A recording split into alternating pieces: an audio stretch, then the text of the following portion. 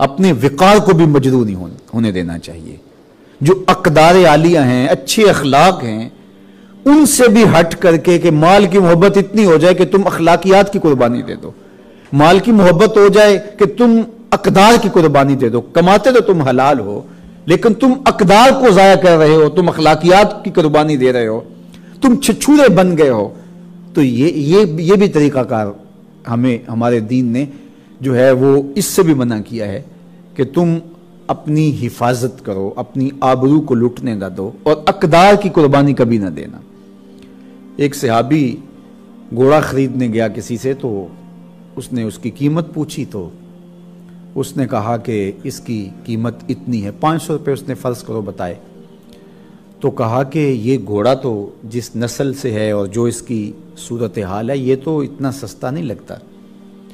تو اس نے کہا کہ جناب ہے تو یہ گھوڑا قیمتی لیکن میری کوئی مجبوری ہے، تو میں اس مجبوری کی وجہ سے اس کو سستا فروخت کر رہا ہوں.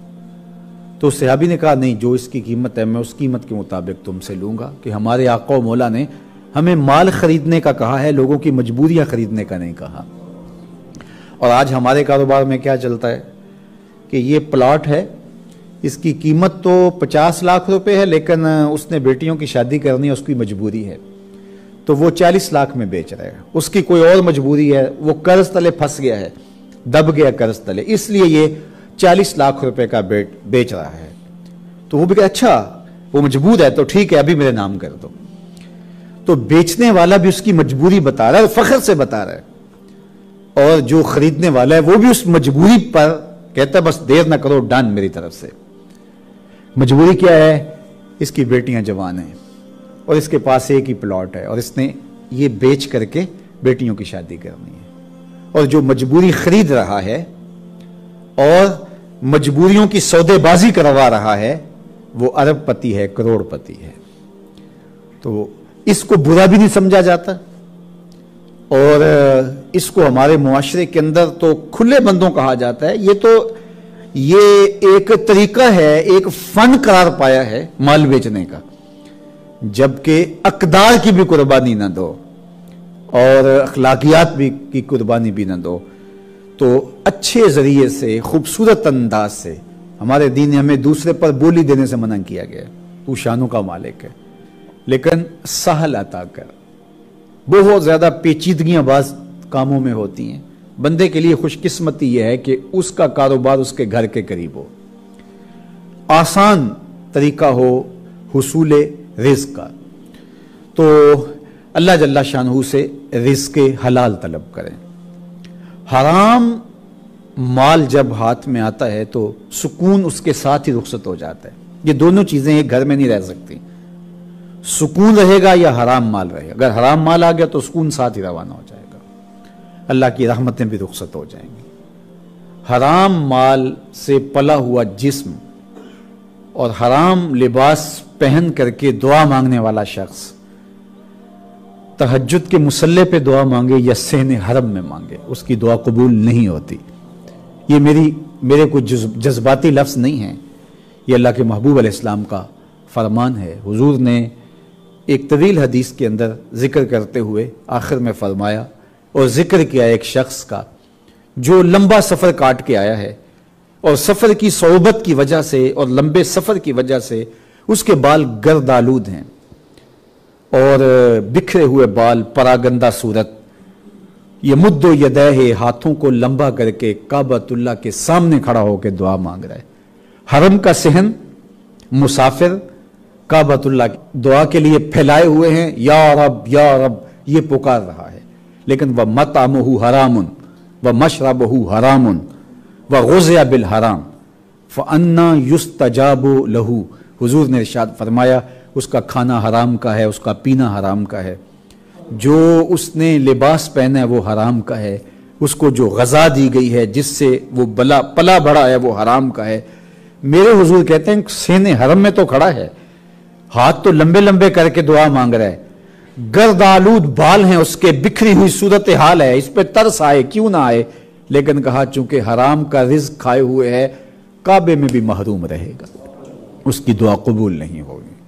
علماء نے لکھا ہے کہ اگر رزق پاک نہیں ہے تو نیک لوگوں کی دعاؤں سے بھی حصہ نکال دیا جاتا ہے. یعنی ایک تو اس کی اپنی دعا قبول نہیں ہوگی، دوسرا نیک لوگ جو دعائیں مانگتے ہیں اللہ پوری امت پہ رحم کر، پوری امت کی خیر فرما، تو اس شخص کا حصہ اس کے مال سے، ان کی دعاؤں سے، نیک صالحین لوگوں کی دعاؤں سے نکال دیا جاتا ہے. تو قیامت کے دن اللہ اپنے حضور سے بندوں کے قدم ہٹنے نہیں دے گا جب تک یہ سوال نہیں پوچھ لے گا کہ تم نے رزق کمایا کہاں سے. آج اگر حکومت پوچھ لیتی ہے کہ یہ مال کہاں سے آیا، یہ بلیک منی ہے یا وائٹ منی، تو لوگوں کو جان کے لالے پڑ جاتے ہیں، اور پھر ساری رات جو ہے وہ ٹیبل پہ وکیل بھی بیٹھا ہوتا ہے کہ کسی طرح سے ہم اس مشکل سے نکل جائیں اور ثابت کریں کہ یہ مال ہمارا کمایا ہوا ہے.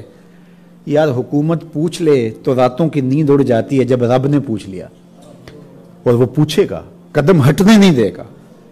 وہ پوچھے گا من این اکتسبہ، کہاں سے کمایا، اور پھر دوسرا سوال ہوگا کہ وفیما انفقہ، اس کو خرچ کہاں کیا، فضول خرچی میں تو نہیں اڑا دیا.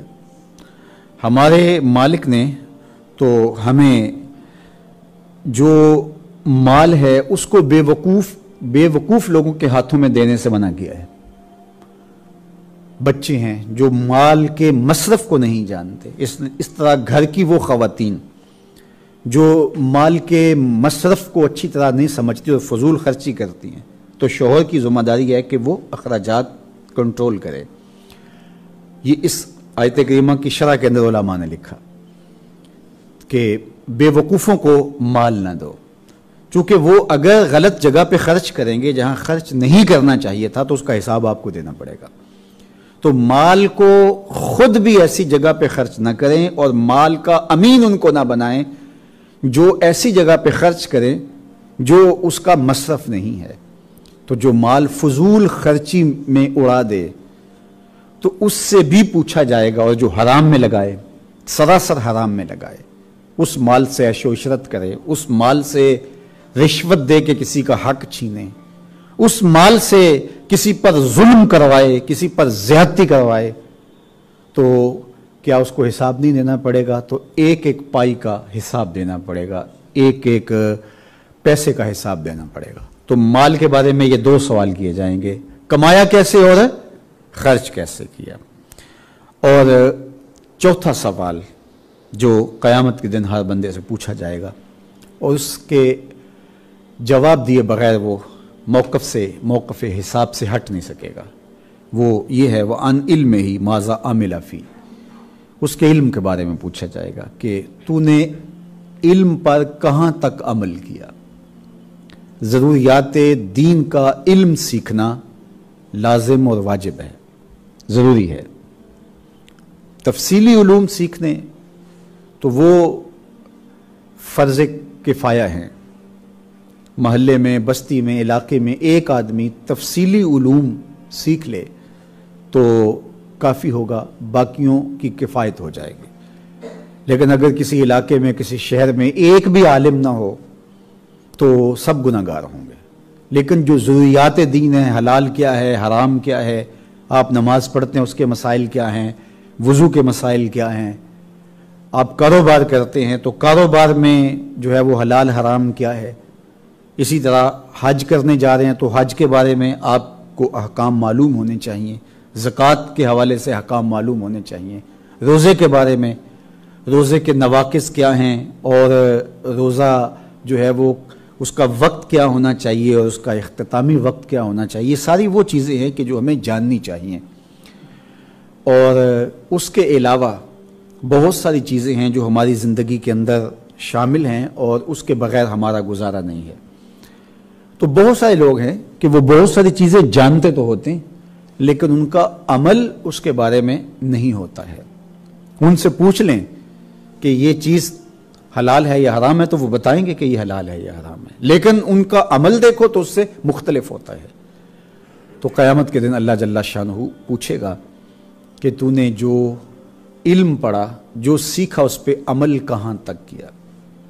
اچھا، ایک شخص ضروریات دین کا علم نہیں سیکھتا تو اس کو بھی اللہ کے حضور اس کا جواب دینا پڑے گا، اور جو سیکھ کر عمل نہیں کرتا اس کو بھی جواب دینا پڑے گا۔ اب ضروریات دین سے علاوہ تفصیلی علوم جس طرح علماء ہیں، تو اس حوالے سے پھر وہ زیادہ ماخوذ ہوں گے، چونکہ ان کی معلومات بہت زیادہ وسیع ہیں، وہ تفصیلات جانتے ہوتے ہیں، جزیات جانتے ہوتے ہیں، تو ان کی ذمہ داریاں پھر فضوتر ہو جاتی ہیں کہ وہ سمجھیں کہ ہم نے اللہ کے حضور ایک ایک چیز کا جواب دینا ہے۔